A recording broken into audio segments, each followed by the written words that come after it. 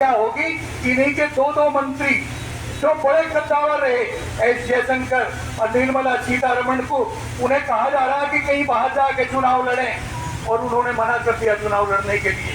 कारण कि एक दादागिरी का, एक ताने की शाही का ये सबूत मिल सके कि मोदी चाह वहां से चुनाव लड़वा देगा। ये क्या बात हुई? सरकार पता नहीं किस हिसाब से चल रही। सुप्रीम कोर्ट के एक जज ने एक बार कहा था, चीफ जस्टिस ने, कि मैं नास्तिक हूँ, मैं किसी को मानता नहीं, देवी देवताओं को, भगवान को, लेकिन इस कुर्सी पे बैठने के बाद में मुझे विवश होना के मानना पड़ रहा कि भगवान भी कोई है। इस भारत की सरकार को भगवान चला रहा, ये लोग नहीं चला रहे। आपको बड़ी सोच बूझ का परिचय देना। आप मेरे विचार से जितने लोग यहाँ खड़े, ये तो सब साइकिल वाले ही हैं। इन्हें तो कहो ना कहो, इससे तो कोई फायदा नहीं पड़ता है। ये तो वोट ही सब वही देंगे। आपको बाहर निकलना और एक एक आदमी 100 आदमियों को करे तैयार, तब तो इसका फायदा है। बहुत वक्ता है, बड़े अच्छे लीडर यहाँ बैठे हैं, मुझे देख के बड़ी खुशी हुई। मैं अपने शब्दों को विराम दूंगा। बोलने के लिए तो कई घंटा इसी विषय में बोला जा सकता है। मुझे बोलने में कोई संकोच नहीं है, कोई गुरेज नहीं है। इतनी खामियां सरकार में है, इतनी खामियां इस तानाशाह में, इससे बदल दो, इस देश को बचा लोगे, ये देश कहीं और जान लग रहा। इस मौन प्रधानमंत्री जो ये कहा करता था, जिसे ये कहते कि ये चुप है, उसने इस देश की जीडीपी को कहा रखा था, जीडीपी कहाँ है? और उस आदमी ने इस देश की इस देश की जो कब्जा था वो कहा था 205 लाख करोड़ रुपए आपके सिर पर खर्चा है। जय हिंद, जय भारत। राधे श्याम सैनी जी,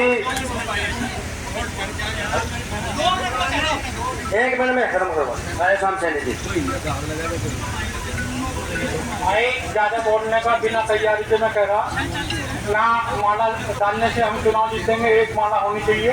और 19 तारीख को वोट देने से, जो वोट भरते होंगे, वोट देने से और दिलवाने से हम चुनाव जीतेंगे। अब से करीब 8 महीने पहले इकरा बेटी मुझे लखनऊ में मिली थी और बहुत ये बांदा से होके आए थे। रात का 11 बजे का टाइम था। मैंने तो इसे वहीं आशीर्वाद दे दिया था। और ये धरती जो है, ये धरती मौलाना अशरफ अली की, पंडित रामविलास की है, थाना वन में आप जहाँ बैठे हो। ये जो है गजब की धरती है, ये हमारा गुलदस्ता है, गंगा जमुना के बीच की जो भूमि है, ये गुलाबी संस्कृति की है। हम लोग जो है हिंदू मुसलमान से ऊपर उठ के इन्होंने बांट दिया पूरे देश को। इन्होंने तो गंगा जमुना की लहरों को भी बांट दिया।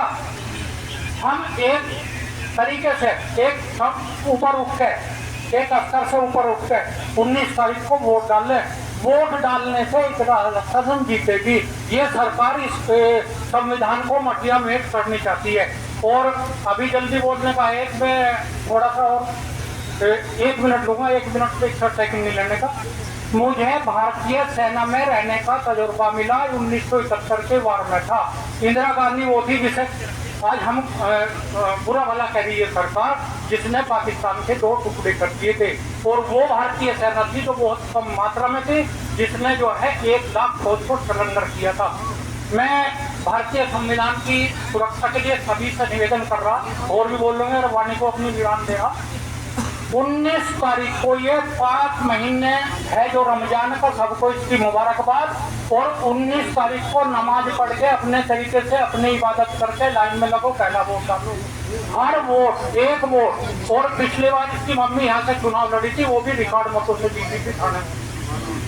और शामली विधानसभा सुन लो भाई, शामली विधानसभा, कैराना विधानसभा, सब दोनों जगह